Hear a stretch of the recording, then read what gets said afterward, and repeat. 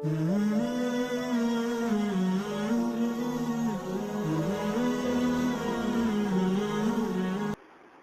بالله السميع العليم من الشيطان الرجيم. بسم الله الرحمن الرحيم.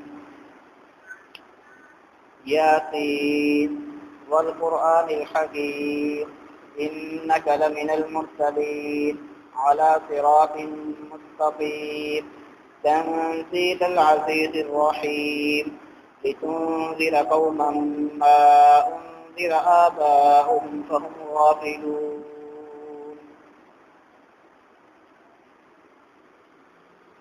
ہر قسم کی حمد و ثنا اللہ رب العالمین کے لیے ہے جو ہم سب کا خالق و مالک ہے، جو ہمارا رازق و داتا ہے، جس نے ہمیں پیدا فرمایا ہے اور ہماری حفظ ضروریات کا خیال رکھا ہے۔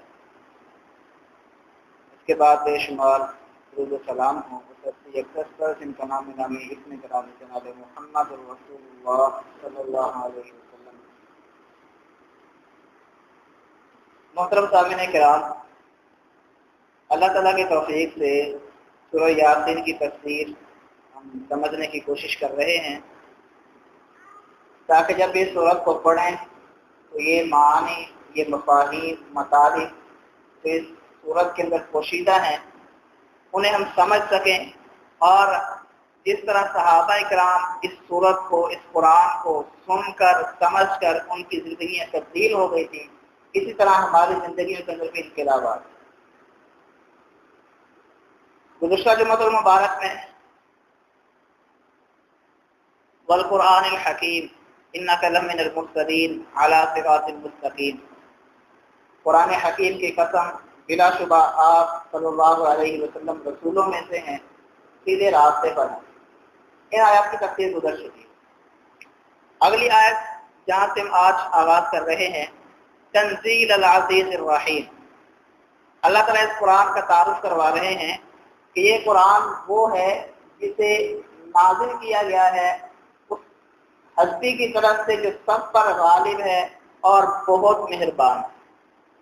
تنزیل العزیز الرحیم، یہ کتاب کسی انسان کی تخلیق نہیں ہے، کسی بشر میں سے کھڑا نہیں ہے، کسی ادیب کا یہ ادب نہیں ہے، کسی خطیب کی خطابت نہیں ہے، بلکہ یہ اس غالب اور مہربان رب کی طرف سے نازل شدہ ہے جو سارے جہانوں کا مالک۔ تنزیل العزیز الرحیم، تنزیل کا لفظ یہاں پر اللہ تعالیٰ نے استعمال کیا، اس کا معنی نازل کرنا۔ ویسے اس کے لیے انزال کا لفظ بھی استعمال ہوتا ہے، لیکن یہاں پر اللہ تعالیٰ نے تنزیل کا لفظ اس لیے استعمال کیا ہے کہ تنزیل کا مطلب ہے آہستہ آہستہ اتارنا، یعنی بیک وقت جس طرح موسیٰ علیہ السلام پر اللہ تعالیٰ نے تورات نازل فرمائی۔ موسیٰ علیہ السلام اللہ سے کلام کرنے کے لیے طور پہاڑ پر گئے ہیں تو اللہ تعالیٰ نے لکھی لکھائی تورات ان کو ساری کی ساری عطا فرمائی۔ تو نبی کریم صلی اللہ علیہ وسلم کو جو یہ کتاب ملی ہے یہ اس انداز سے نہیں ملی کہ ساری کتاب اکٹھی آ گئی، بلکہ اللہ فرماتے تنزیل، اس کو آہستہ آہستہ نازل کیا گیا۔ اور احادیث سے، روایات سے پتہ چلتا ہے کہ 23 سال کے عرصے میں قرآن مجید نازل ہوا۔ اب یہ آہستہ آہستہ کیوں نازل کیا گیا، اس کی کیا وجہ ہے؟ تو خود قرآن مجید میں اللہ تعالیٰ نے اس بات کو بیان فرما دیا ہے، وَقُرْآنًا فَرَقْنَاهُ لِتَقْرَأَهُ عَلَى النَّاسِ عَلَى مُكْثٍ وَنَزَّلْنَاهُ تَنزِيلًا، کہ ہم نے اس قرآن کو نازل کیا ہے تھوڑا کر کے، آہستہ آہستہ، تاکہ آپ لوگوں پر پڑھیں، لوگ اس کو سمجھیں، اور ہم نے اس کو آہستہ انداز میں بتدریج، یعنی پہلے ایک حصہ پھر دوسرا حصہ پھر تیسرا حصہ نازل فرمایا، اکٹھا نازل نہیں کیا۔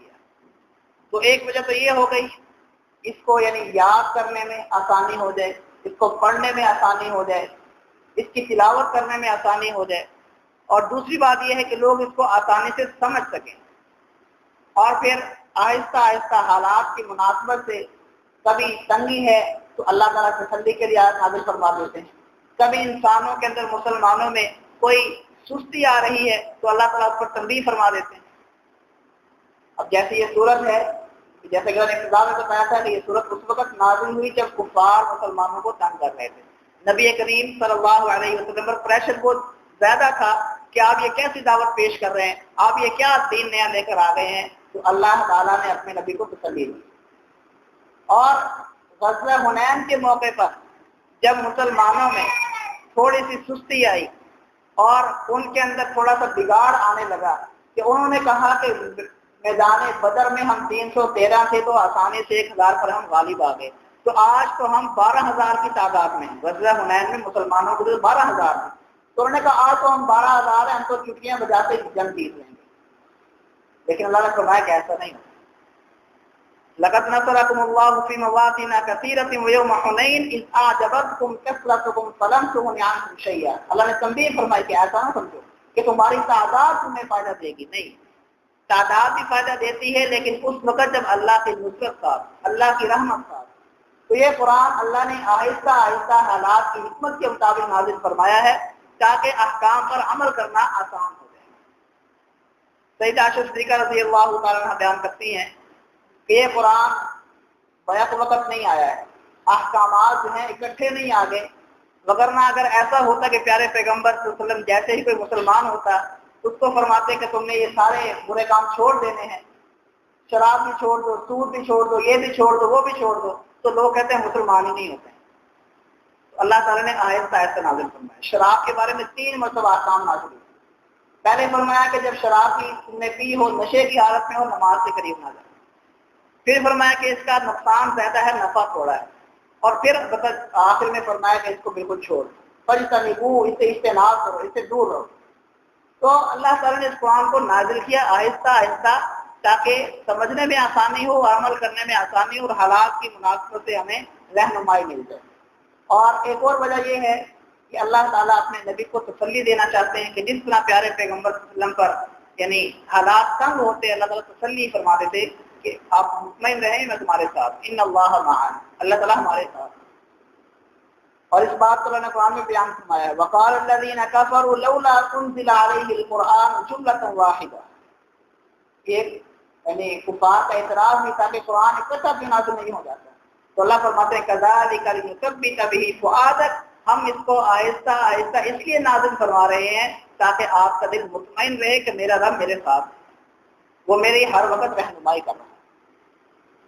تو یہ قرآن اللہ کی طرف سے ہے، تنزیل اللہ نے اس کو آہستہ آہستہ نازل فرمایا ہے۔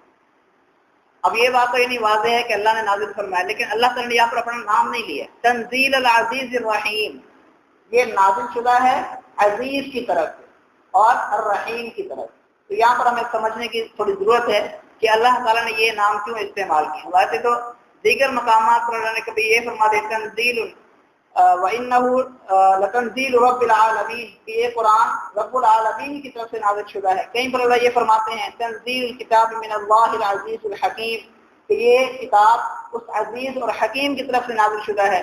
کہیں پر اللہ فرماتے ہیں تنزیل الکتاب من اللہ العزیز العلیم، یہ عزیز اور علیم کی طرف سے ہے۔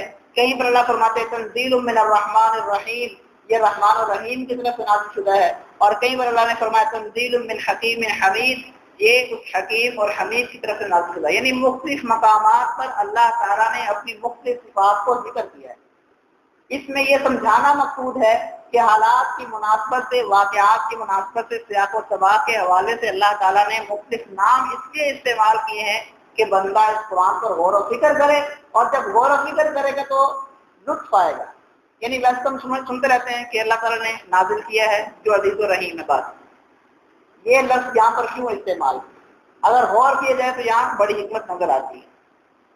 اللہ تعالیٰ تسلی دے رہے ہیں اپنے نبی کو کہ یہ اس عزیز کی طرف سے نازل شدہ ہے۔ عزیز کا معنی کیا ہے؟ غالب، ایسی ذات جو پکڑنے پر قادر ہے، وہ ذات جس کے لیے ساری کی ساری بڑائی ہے، جو شان و شوکت والی ہستی ہے۔ وَلَهُ الْكِبْرِيَاءُ فِي السَّمَاوَاتِ وَالْأَرْضِ، اللہ فرماتے ہیں اسی کے لیے ہے زمین و آسمان میں ساری بڑائی۔ وَهُوَ الْعَزِيزُ الْحَكِيمُ، وہی خوب غالب ہے اور حکمت والا ہے۔ تو عزیز کون ہوتا ہے؟ جو اکیلا یکتا ہو، جس کا کوئی شریک نہ ہو، جس کو کوئی پکڑنے والا نہ، جو لوگوں کو پکڑے، جو دوسروں کو پکڑنے کی طاقت رکھتا ہے، صلاحیت رکھتا ہے، لیکن کوئی اس کو نہیں پکڑ سکتا۔ یعنی اللہ کا پکڑا کوئی نہیں چھڑا سکتا، اگر کسی اور کو نے پکڑ لیا تو اللہ کو چھڑا سکتا ہے، ہمارے ہاں غلط طور پر کہتے ہیں کہ اللہ کا پکڑا چھڑائے محمد، محمد کا پکڑا چھڑا کوئی نہیں سکتا، یہ بات غلط ہے۔ اللہ جس کو پکڑ لے، اللہ عزیز ہے، وہ غالب ہے، اس جیسا کوئی نہیں ہے، لیس کمثلہ شیء۔ اور عزیز کون ہے کہ ہر کوئی اس کا محتاج ہے، وہ کسی کا محتاج نہیں۔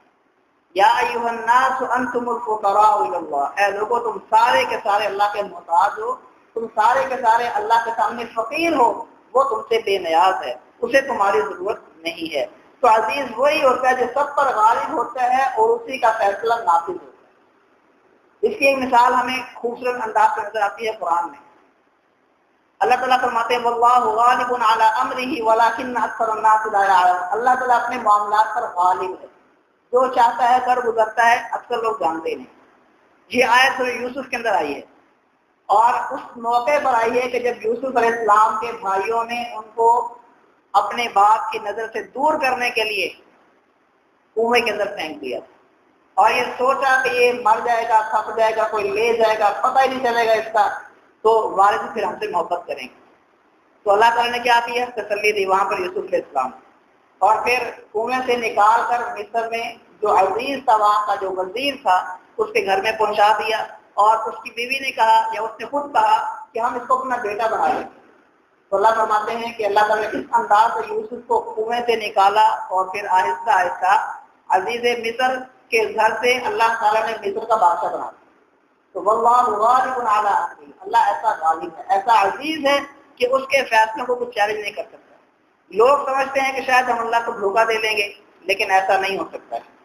اور الرحیم، اللہ رحیم بھی ہے، اس لیے کہ اس نے اپنی رحمت سے یہ قرآن تو ہمارے لیے نازل کر دیا ہے، وگرنہ اللہ چاہتا تو یہ قرآن نازل نہ کرتا، اللہ چاہتا تو ہمارے لیے ہدایت کے لیے سامان مہیا نہ کرتا، لیکن اللہ بڑا رحیم بھی ہے، اس نے اپنی رحمت کے تحت ہمارے لیے یہ ہدایت کا ذریعہ نازل فرما دیا ہے۔ تو جو شخص اس قرآن پر، اس کلام پر عمل کرے گا، وہ اللہ کی اس رحمت کا حقدار بن جائے گا۔ تو تنزیل العزیز الرحیم، یہ قرآن نازل شدہ ہے اس عزیز کی طرف سے جو سب پر غالب ہے، اس رحیم کی طرف سے جس کی رحمت سب کے لیے وسیع ہے۔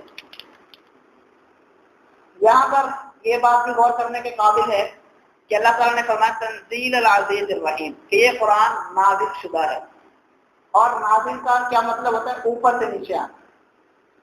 تو یہ قرآن نازل ہوا ہے یعنی اوپر سے نیچے آیا ہے، اللہ تعالیٰ نے اپنی طرف سے حضرت محمد صلی اللہ علیہ وسلم پر نازل فرمایا۔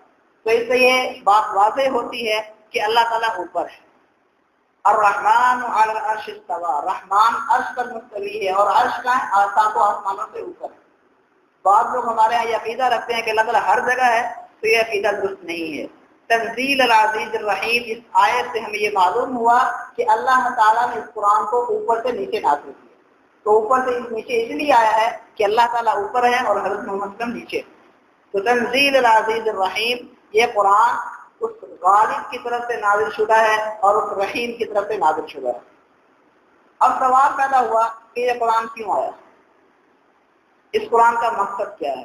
تو اللہ تعالیٰ خود بیان فرماتے ہیں تنزیل العزیز الرحیم لتنذر قوما ما انذر آباؤهم فهم غافلون، یہ قرآن اس لیے آیا ہے تاکہ آپ صلی اللہ علیہ وسلم اس کے ذریعے ان لوگوں کو خبردار کر دیں جن کے آباء و اجداد کو خبردار نہیں کیا گیا، تو وہ غافل ہیں، بے خبر ہیں، غفلت کے اندر پڑے ہوئے ہیں، ان کو پتہ ہی نہیں کہ صحیح دین کیا ہے۔ تو اس قرآن کے نزول کا مقصد غفلت سے جگانا ہے، بیدار کرنا ہے۔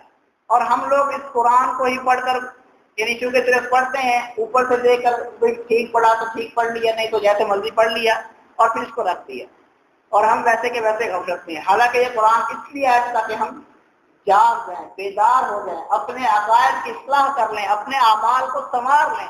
لتنذر قوما ما انذر آباؤهم فهم غافلون، یہ قرآن اس لیے آیا تھا تاکہ جو لوگ بے خبر ہیں ان کو خبردار کریں۔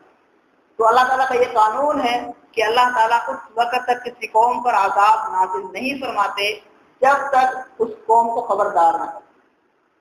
تو چونکہ عیسیٰ علیہ السلام کے بعد کفار مکہ کی طرف کوئی رسول نہیں آیا تھا، مکہ والوں کے پاس کوئی نبی نہیں آیا تھا، کوئی خبردار کرنے والا نہیں آیا تھا اللہ کی طرف سے، اس لیے اللہ تعالیٰ نے نبی کریم صلی اللہ علیہ وسلم کو یہ قرآن دے کر بھیجا تاکہ آپ صلی اللہ علیہ وسلم ان کو خبردار کر دیں اور ان کو جگا دیں، تاکہ کل کو وہ اللہ کے دربار میں جا کر یہ نہ کہیں کہ ہمیں تو پتہ ہی نہیں تھا، ہمیں تو کسی نے بتایا ہی نہیں، ہمیں تو کسی نے خبردار ہی نہیں کیا۔ نہیں، وہاں پر اللہ تعالیٰ پھر یہ حجت نہیں سنیں گے، وہاں پھر بندہ یہ دلیل پیش نہیں کر سکے گا۔ تو لتنذر قوما ما انذر آباؤهم فهم غافلون، اس سے مراد یعنی بنی اسماعیل ہیں، مکہ کے لوگ ہیں، اور پھر آہستہ آہستہ جب ان تک یہ دعوت پہنچ گئی تو پھر اللہ تعالیٰ نے نبی کریم صلی اللہ علیہ وسلم کو فرمایا کہ اب آپ نے اپنی دعوت کا دائرہ وسیع کرنا ہے، اور آخر کار آپ وسلم کے بارے میں اللہ نے فرما دیا قل یا ایھا الناس انی رسول اللہ الیکم جمیعا، کہ اے لوگوں میں تم سب کی طرف، پوری کائنات سے بھی انسان بستے ہیں، ان سب کے لیے اللہ تعالیٰ نے حضرت محمد صلی اللہ علیہ وسلم کو رسول بنا کر دیا۔ یعنی کوئی شخص یہ نہ سمجھے کہ اس آیت میں چونکہ مشرکین مکہ کا تذکرہ ہے، مکہ والوں کا ذکر ہے، اس لیے پیارے پیغمبر صرف انہی کے لیے رسول بنا کر بھیجے گئے تھے، تو ایسی بات نہیں ہے۔ پورے قرآن کو دیکھیں گے، ساری آیات کو جمع کریں گے تو پتہ چلتا ہے کہ ابتدائی طور پر اللہ تعالیٰ نے یہی فرمایا تھا کہ پہلے مکہ والوں کو ڈرائے، اور اس سے بھی پہلے جو پہلی آیات نازل ہوئی ان میں اللہ نے کیا فرمایا تھا وَأَنذِرْ عَشِيرَتَكَ الْأَقْرَبِينَ، کہ آپ سب سے پہلے اپنے قریبی رشتہ داروں کو ڈرائیں۔ یعنی درجہ بدرجہ آپ وسلم کی دعوت کا جو اثر ہے، حلقہ ہے، وہ وسیع ہوتا گیا، پہلے رشتہ داروں کو، پھر مکہ والوں کو، پھر اس سے آگے، پھر اس سے آگے، اور پھر پوری کائنات، سب کے لیے آپ وسلم رسول بنا کر بھیجے گئے ہیں۔ ابتدائی طور پر جو پہلے انبیاء تھے وہ کسی خاص علاقے کے لیے آتے تھے، کسی خاص قوم کے لیے آتے تھے، لیکن حضرت محمد صلی اللہ علیہ وسلم کی جو نبوت ہے وہ جب سے آپ نبی بنے ہیں اور جب تک قیامت تک کوئی بندہ رہے گا، آپ صلی اللہ علیہ وسلم کی نبوت باقی ہے۔ اس آیت کے آخر میں فرمایا اللہ تعالیٰ نے کہ ہم غافلون، کہ وہ غافل ہیں، بے خبر ہیں۔ تو اس سے پتہ چلتا ہے کہ اللہ تعالیٰ رسولوں کو اس وقت بھیجتے ہیں جب لوگ اللہ کے دین کو بالکل بھلا چکے ہوتے ہیں، جب لوگ دین کو بالکل فراموش کر چکے ہوتے ہیں، اس وقت اللہ تعالیٰ نبی بھیجتے ہیں تاکہ وہ ان کو خبردار کر دے کہ اس غفلت کا نتیجہ کیا ہونے والا ہے۔ اور دوسری بات یہ پتہ چلتی ہے کہ اگر کوئی شخص خبردار کرنے کے باوجود آنکھیں نہیں کھولتا ہے، سوچ سمجھ سے کام نہیں لیتا ہے، تو پھر اس کا انجام اچھا نہیں ہوتا۔ وَمَا كُنَّا مُعَذِّبِينَ حَتَّىٰ نَبْعَثَ رَسُولًا، اللہ فرماتے ہیں کہ جب ہم رسول بھیج دیتے ہیں تو پھر اس قوم پر عذاب بھی آ جاتا ہے اگر وہ نہیں مانتی۔ اور لیکن مکہ والے جو تھے ان کے بارے میں اللہ تعالیٰ فرماتے ہیں لَقَدْ حَقَّ الْقَوْلُ عَلَىٰ أَكْثَرِهِمْ فَهُمْ لَا يُؤْمِنُونَ، کہ آپ نے تو ان کو ڈرا دیا، آپ نے تو خبردار کر دیا، آپ کا کام یہ تھا کہ آپ ان کو بتا دیں، لیکن اصل بات یہ ہے کہ اللہ تعالیٰ اپنے علم کی بنا پر فرماتے ہیں لَقَدْ حَقَّ الْقَوْلُ عَلَىٰ أَكْثَرِهِمْ فَهُمْ لَا يُؤْمِنُونَ، کہ ان میں سے جو اکثر لوگ ہیں ان پر یہ بات پکی ہو چکی ہے، ان پر مہر لگ چکی ہے کہ انہوں نے ایمان نہیں لایا۔ یعنی اصل میں یہاں پر اللہ تعالیٰ اپنے نبی کو تسلی دے رہے ہیں کہ آپ جو اتنی محنت کر رہے ہیں، اتنی کوشش کر رہے ہیں، ہر بندے کو جا کر بتا رہے ہیں، مارے بھی کھا رہے ہیں، گالیاں بھی سن رہے ہیں، لوگوں کے تانے بھی آپ کو مل رہے ہیں، اتنی مشقت برداشت کر رہے ہیں، تو حوصلہ رکھیں، آپ کی دعوت پہنچ گئی۔ اگر یہ لوگ ایمان نہیں لاتے تو ان کی قسمت ہے، آپ کا اس میں کوئی قصور نہیں، کیونکہ اللہ تعالیٰ اپنے علم کی بنا پر یہ جانتے ہیں کہ ان میں سے اکثر جو ہے وہ ایمان نہیں لائیں گے۔ تو یہاں پر یہ سوال یعنی ذہنوں میں جو اٹھتا ہے کہ اگر اللہ نے ان کے بارے میں فرما دیا کہ انہوں نے ایمان نہیں لانا تو پھر ان کو دعوت دینے کا فائدہ کیا ہے؟ جب یہ بات اللہ نے پہلے فرما دی کہ انہوں نے ایمان لانا ہی نہیں تو پھر دعوت کیوں دی جا رہی؟ تو اصل میں بات یہ ہے کہ اللہ نے یہ خبر دی ہے، حکم نہیں دیا ہے، یعنی اللہ نے ان لوگوں کو یہ نہیں کہا کہ تم ایمان نہ لاؤ، بلکہ اللہ نے یہ فرمایا کہ ایمان لے کر آؤ۔ وَإِذَا قِيلَ لَهُمْ آمِنُوا كَمَا آمَنَ النَّاسُ، جب ان سے کہا جاتا ہے ایمان لاؤ جیسے لوگ ایمان لائیں، تو اللہ تعالیٰ نے ایمان لانے کا حکم دیا ہے، اور ہر مسلمان کا یہ فرض ہے کہ وہ دوسروں کو ایمان لانے کا، یعنی جو لوگ ایماندار نہیں ہیں ان تک یہ دعوت پہنچائیں۔ لیکن مکہ والوں کے بارے میں اس دور میں جو بڑے بڑے سردار تھے ان کے بارے میں اللہ فرماتے ہیں لَقَدْ حَقَّ الْقَوْلُ عَلَىٰ أَكْثَرِهِمْ، ان میں سے اکثر تک یہ بات ثابت ہو چکی ہے، اللہ کی طرف سے اللہ کے علم میں یہ بات موجود ہے کہ ان لوگوں نے ایمان نہیں لانا ہے۔ تو آپ سبن پریشان نہ ہوں، آپ جو دعوت دے رہے ہیں، آپ جو تبلیغ کر رہے ہیں، اس کا ثواب، اس کا اجر اللہ تعالیٰ آپ کو عطا فرمائیں گے۔ ان کی جو اکثریت ہے یہ اگر ایمان نہیں لاتی تو یہ اصل میں ان کی اپنی ہی جہالت ہے، ان کا اپنا ہی قصور ہے اس میں، اور اس میں ان کا خود کا یعنی مسئلہ ہے کہ یہ لوگ ایمان نہیں لائیں گے۔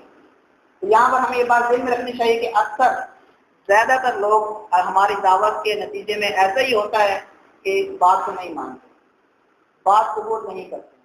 تو پیارے پیغمبر کو اللہ نے تسلی دی تھی وما اکثر الناس ولو حرصت بمؤمنین، کہ اگر سے آپ بڑی حرص رکھتے ہیں، آپ کے اندر بڑا یعنی شوق ہے اس بات کا کہ لوگ ایمان لے آئے، فلعلک باخع نفسک علی آثارہم ان لم یؤمنوا بهذا الحدیث یا سبا، ایسا لگتا ہے کہ اگر یہ لوگ ایمان نہ لائے تو آپ فلم اپنی جان کو بھلا دیں گے، اپنے آپ کو یعنی ختم کر دیں گے۔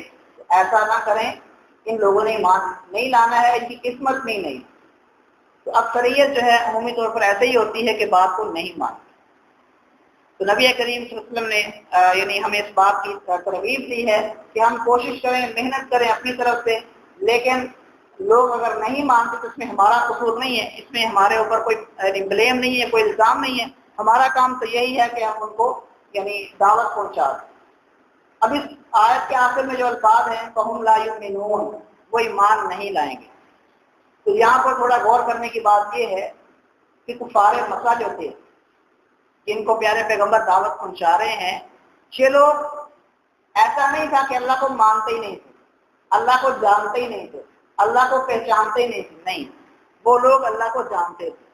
یہ خود قرآن کے اندر موجود ہے، وَلَئِن سَأَلْتَهُم مَّن خَلَقَ السَّمَاوَاتِ وَالْأَرْضَ لَيَقُولُنَّ اللَّهُ، اگر آپ لوگ ان سے پوچھیں کہ زمین و آسمان کو کس نے بنایا ہے تو یہ کہیں گے کہ اللہ نے بنایا ہے، خود قرآن کے اندر موجود ہے۔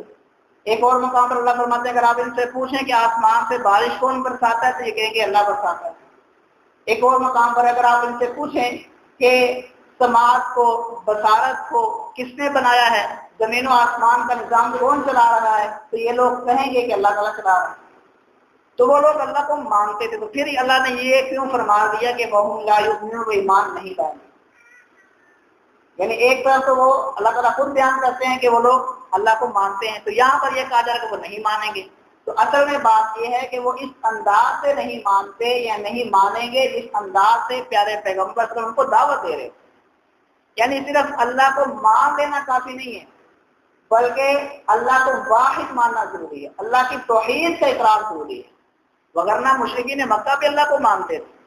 تو پیارے پیغمبر صلی اللہ علیہ وسلم نے جب ان کو دعوت دی تو انہوں نے یہی کہا تھا آگے سے اجعل الآلہۃ الہ واحدا، کیا اس نبی نے سارے الہوں کو ایک الہ بنا دیا ہے، ہم سارے بتوں کو چھوڑ کر ایک اللہ کو مان لیں؟ ایسا نہیں ہوتا۔ وہ کہتے ہیں ہم اللہ کی بھی عبادت کرتے ہیں، اللہ کو بھی مانتے ہیں لیکن بتوں کو بھی مانتے ہیں، اللہ کے لیے بھی سجدہ کرتے ہیں، اپنے بتوں کے لیے بھی کرتے ہیں۔ تو اللہ نے ہمیں کیا حکم دیا ہے؟ ہم کس بات سے اقرار کرتے ہیں ہر نماز کی ہر وقت میں؟ ایاک نعبد و ایاک نستعین، اے اللہ ہم صرف تیری عبادت کرتے ہیں۔ وہ لوگ کہتے تھے کہ ہم تیری بھی عبادت کرتے ہیں، تو اللہ نے فرمایا یہ ٹھیک نہیں ہے، بلکہ یہ کہو کہ تیری ہی عبادت کرتے ہیں۔ تو یہ تیری ہی عبادت کے بارے میں یہاں فرمایا جا رہا ہے کہ وہ لوگ ایمان نہیں لائیں گے، فہم لا یؤمنون، وہ سیدھے راستے سے نہیں آئیں گے۔ اور یہ بھی مراد ہو سکتا ہے کہ وہ لوگ اللہ کو تو مانتے ہیں لیکن حضرت محمد صلی اللہ علیہ وسلم کو نہیں مانیں گے، یہ بھی مراد ہو سکتی ہے کہ وہ پیارے پیغمبر کو نہیں مانیں گے۔ تو یہ بھی اصول ہے ایمان کا کہ اگر کوئی شخص اللہ کو مانتا ہے، توحید کو بھی مان لیتا ہے، لیکن حضرت محمد صلی اللہ علیہ وسلم کو نہیں مانتا تو ایسا شخص بھی مومن نہیں، اس کو بھی ہم مومن نہیں کہتے۔ یہ لازمی بات ہے۔ یعنی کوئی شخص ایسا اگر مل جائے جو توحید پر بڑا بولنے والا ہے، توحید کی دعوت دینے والا ہے، لیکن وہ کہتا ہے کہ میں محمد صلی اللہ علیہ وسلم کو نہیں مانتا، یا ان کو اللہ کا نبی نہیں مانتا، یا اللہ کا رسول نہیں مانتا، ان کی باتوں پر میں عمل نہیں کر سکتا، تو ایسا شخص بھی مومن نہیں۔ تو اللہ تعالیٰ نے فرمایا لقد حق القول على اکثرهم فهم لا يؤمنون، کہ ان میں سے اکثر پر یہ بات ثابت ہو چکی ہے کہ یہ لوگ ایمان نہیں لائیں گے۔ اور وجہ کیا ہے؟ انا جعلنا في اعناقهم اغلالا فهي الى الاذقان فهم مقمحون، اللہ فرماتے ہیں کہ ہم نے پھر کیا کیا ہے؟ ان کی گردنوں میں توق ڈال دی، اور ان کے ہاتھ ان کی گردن کے ساتھ بندھے ہوئے ہیں اور سر ان کا اوپر ہے۔ اب دیکھیں جو شخص اس کے ہاتھ گردن کے ساتھ بندھے ہوں اور سر اس کا اوپر ہو، وہ کسی چیز کو دیکھ نہیں سکتا۔ تو یہی حال ان لوگوں کا ہے کہ انہوں نے اپنے آپ کو بالکل سمیٹ لیا ہے، بالکل باندھ لیا ہے، اپنے ہاتھوں کو اور اپنے سروں کو اوپر اٹھا لیا ہے، اس لیے یہ لوگ سمجھ نہیں رہے ہیں اور ان کے یعنی بات کو اپنا نہیں رہے ہیں، جو پیارے پیغمبر صلی اللہ علیہ وسلم کے سامنے دعوت پیش کر رہے ہیں، جو نشانیاں ان کے سامنے رکھ رہے ہیں، وہ ان کو نظر ہی نہیں آ رہی۔ تو جب کوئی شخص اس طرح کا رویہ اپناتا ہے کہ بات ان کے سامنے آ جائے، قرآن ان کے سامنے آ جائے، احادیث سامنے آ جائے، پھر بھی نہیں جی میں نہیں مانتا، میری عقل میں نہیں آتا، میں تو یہ ہمارے رواج کے خلاف ہے، یہ ہمارے خاندان کے خلاف ہے، یہ ہمارے معاشرے کے خلاف ہے، میں نہیں مان سکتا اس کو، اس کا مطلب یہ ہے کہ اس نے اپنے ہاتھوں کو باندھ دیا، اپنے سر کو اوپر اٹھا کے دیکھنے نہیں چاہ رہا۔ ایسے شخص کے بارے میں اللہ فرماتے ہیں کہ کیا ہوتا ہے پھر ختم اللہ علی قلوبہم وعلی سمعہم وعلی ابصارہم غشاوہ، پھر اللہ تعالیٰ ایسے لوگوں کے دلوں پر مہر لگا دیتے ہیں، ان کی آنکھوں پر پردہ ڈال دیتے ہیں، ان کے کانوں پر مہر لگا دیتے ہیں، وَلَهُمْ عَذَابٌ عَظِيمٌ، اور ان کے لیے دردناک عذاب ہوتا ہے۔ تو یہ کب ہوتا ہے؟ جب انسان خود سیدھے راستے سے ہٹنا چاہتا ہے۔ ایسا ہرگز نہیں ہے کہ اللہ تعالیٰ کسی کو پکڑ کر سیدھے راستے سے ہٹا دے، ایسا کبھی نہیں ہو سکتا۔ اگر ایسا ہوتا تو پھر اللہ تعالیٰ کا انصاف نہیں بنتا تھا، لیکن اللہ تعالیٰ نے ہمیں اختیار دیا ہے، ہمیں اللہ تعالیٰ نے شعور دیا ہے، سوچ سمجھ دی ہے، اور اللہ نے فرما دیا فَمَنْ شَاءَ فَلْيُؤْمِنْ وَمَنْ شَاءَ فَلْيَكْفُرْ، جو چاہے ایمان لے آئے، جو چاہے انکار کر دے۔ إِنَّا هَدَيْنَاهُ السَّبِيلَ إِمَّا شَاكِرًا وَإِمَّا كَفُورًا، ہم نے راستہ دکھا دیا ہے، چاہے کوئی سیدھے راستے پر چلا جائے، چاہے کوئی الٹے راستے پر چلا جائے، یہ انسان کے اختیار میں۔ ہم میں سے اکثر لوگ کیا کرتے ہیں، جب برا کام ہو جاتا ہے، جب کوئی غلطی ہو جاتی ہے تو پھر اللہ کے نام لگا دیتے ہیں، جب کوئی خوشی ملتی ہے تو پھر کہتے ہیں یہ ہمارا کمال ہے۔ تو اصل میں اللہ تعالیٰ نے ہمیں اختیار دیے، اور اسی اختیار کی بنا پر ہی حساب کتاب ہونا ہے۔ اگر ہمارے پاس اختیار نہ ہو، اپنی مرضی سے ہم عبادت نہ کر سکیں، اپنی مرضی سے ہم اسلام کو قبول نہ کر سکیں، اسلام پر عمل پیرا نہ ہو سکیں، تو پھر حساب کتاب کس پاس؟ فرشتے جو ہیں ان کے پاس اختیار نہیں ہے، فرشتوں کو جو اللہ نے حکم دے دیا انہیں وہی کرنا ہے، انہوں نے سوچنا نہیں کہ یہ کرنا چاہیے کہ نہیں کرنا چاہیے، جو کہہ دیا اللہ نے اس پر عمل پیرا ہے۔ لیکن انسان اس کو اختیار نہیں دیا اللہ نے، چاہے تو کرے چاہے تو نہ کرے۔ اب کتنے لوگ ہیں جو اپنی مرضی سے آ جائیں، کچھ جلدی آ گئے، کچھ لیٹ آ گئے، کسی نے پکڑ کر نہیں بٹھایا تھا، ہماری مرضی تھی نا۔ تو یہ اللہ تعالیٰ فرماتے ہیں اِنَّا جَعَلْنَا فِي أَعْنَاقِهِمْ أَغْلَالًا فَهِيَ إِلَى الْأَذْقَانِ فَهُمْ مُقْمَحُونَ وَجَعَلْنَا مِنْ بَيْنِ أَيْدِيهِمْ سَدًّا وَمِنْ خَلْفِهِمْ سَدًّا فَأَغْشَيْنَاهُمْ فَهُمْ لَا يُبْصِرُونَ۔ اب آگے بھی دیوار آ گئی ہے، پیچھے بھی دیوار آ گئی، اور فَأَغْشَيْنَاهُمْ اندھیرا چھا گیا ہے، فَهُمْ لَا يُبْصِرُونَ، کچھ نظر ہی نہیں آ رہا، نہ اپنا آپ نظر آ رہا ہے، نہ آگے پیچھے کا نظر آ رہا ہے۔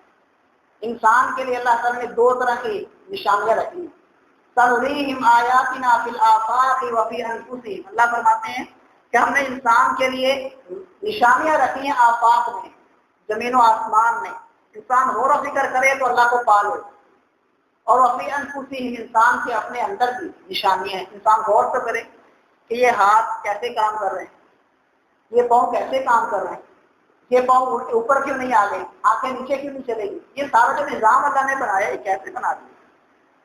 ایک 6 فٹ کے انسان میں کتنے سسٹم کام کر رہے ہیں انسان، ایک ذرا سا موہرا ہل جاتا ہے تو انسان بیٹھ جاتا ہے، لیٹ جاتا ہے، اٹھ نہیں پاتا۔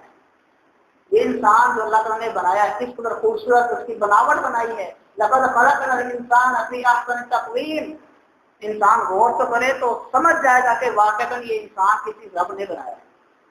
تو انسان کے اندر نشانیاں ہیں، اس آفاق کے اندر نشانیاں ہیں، لیکن یہ کب نظر آئیں گی؟ جب انسان آنکھیں کھولے گا، جب غور کرے گا، سوچنے کی صلاحیت اپنے اندر پیدا کرے گا۔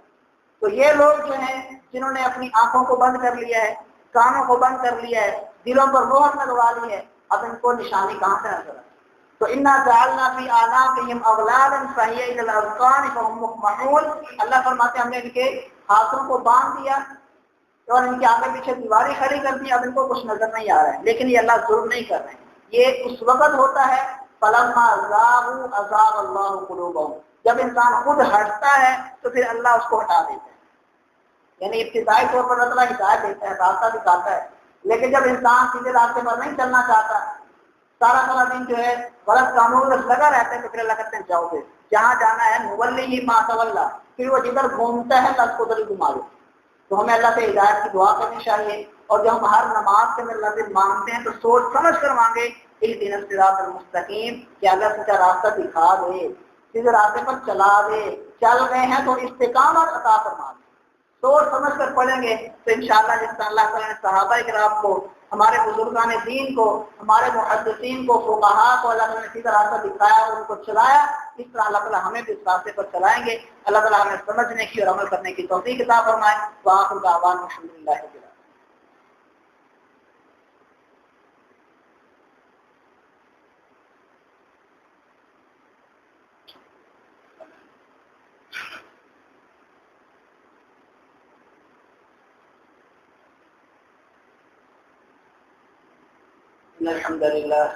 إن الحمد لله نحمده ونستعينه ونستغفره ونعوذ بالله من شرور أنفسنا ومن سيئات أعمالنا من يهده الله فلا مضل له ومن يضلل فلا هادي له وأشهد أن لا إله إلا الله وحده لا شريك له وأشهد أن محمدا عبده ورسوله اللهم صل على محمد وعلى آل محمد كما صليت على إبراهيم وعلى آل إبراهيم إنك حميد مجيد اللهم بارك على محمد وعلى آل محمد كما باركت على إبراهيم وعلى آل إبراهيم إنك حميد مجيد أما بعد فإن خير الحديث كتاب الله وخير الهدي هدي محمد صلى الله عليه وسلم وشر الأمور محدثاتها وكل محدثة بدعة وكل بدعة ضلالة وكل ضلالة في النار۔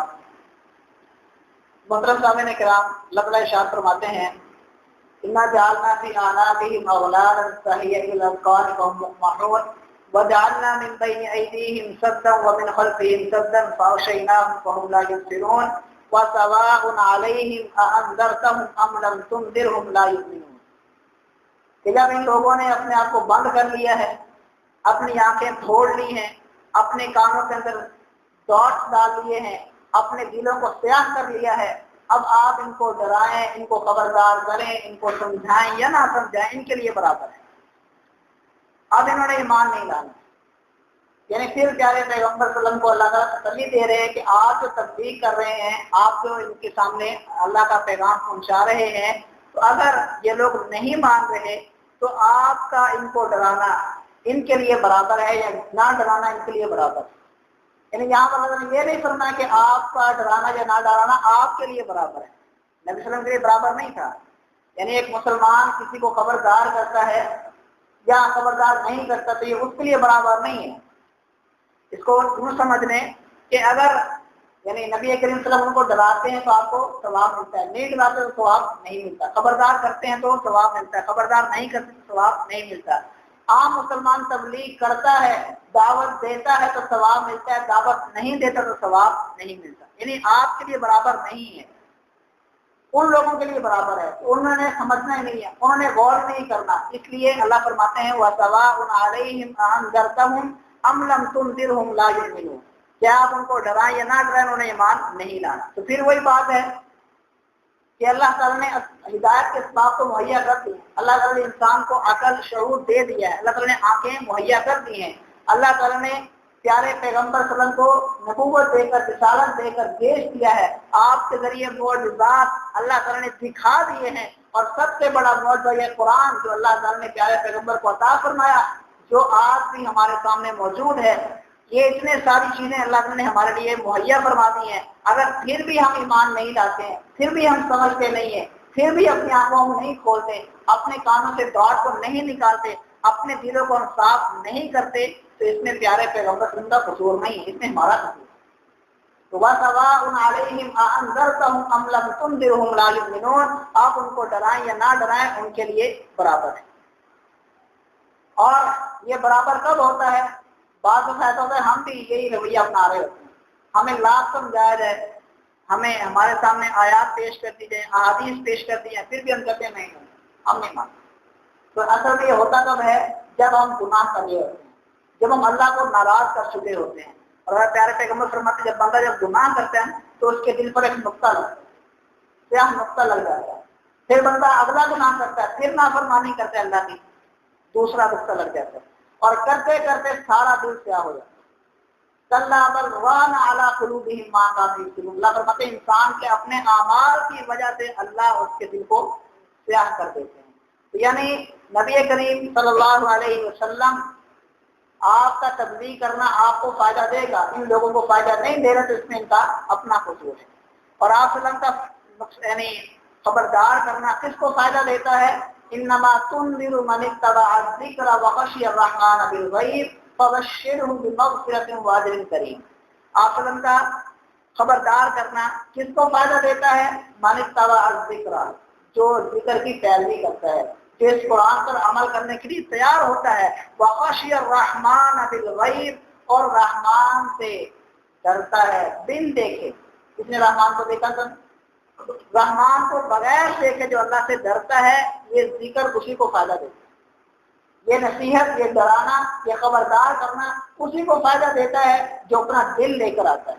ان فی ذلک لذکری لمن کان له قلب او القى السمع وهو شہید۔ اللہ فرماتے ہیں اس قرآن کے اندر نصیحت ہے اس شخص کے لیے جو کیا کرتا ہے؟ اپنا دل حاضر کرتا ہے۔ لمن کان له قلب، جس کے پاس دل ہوتا ہے، صحیح دل ہوتا ہے اور غور سے سنتا ہے بات، اسی پر اثر ہوتا ہے اس کا۔ تو انما تنذر من اتبع الذکر وخشی الرحمن بالغیب، اللہ فرماتے ہیں کہ یا نبی حضرت محمد صلی اللہ علیہ وسلم، آپ کا خبردار کرنا اسی شخص کو فائدہ دے سکتا ہے جو خود اس طرف آنا چاہتا ہے، جو نہیں آنا چاہتا اس کو فائدہ نہیں دے سکتا۔